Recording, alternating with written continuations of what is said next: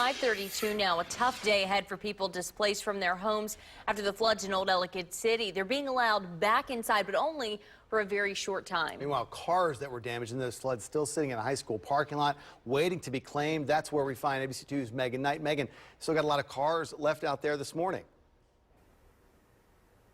Yeah, still quite a bit of cars out in this parking lot. And if you need an example of just how powerful those floodwaters were last Saturday, take a look at this car behind me that is just a mangled pile of metal, barely recognizable. My photographer Eric and I think it is a Chevy Impala, but still really hard to tell just based on how destroyed it is. And I can see a couple of cars in this parking lot that look very similar to that one. At the height, there was about 180 cars that were taken to this parking lot that had either washed away in the floods or had gotten stuck in parking lots and ditches. So if your car is down here, you can come from 8 a.m. until 8 p.m. today through Sunday to pick it up.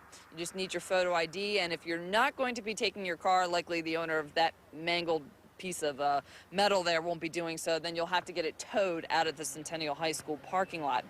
In the meantime, there is a lot going on today. The Howard County Council, they're going to be having an emergency meeting at 8 o'clock this morning to introduce legislation that would extend the state of emergency for Ellicott City. There's going to be a public hearing on the matter on Friday at 8 o'clock in the morning, followed by a vote from the council.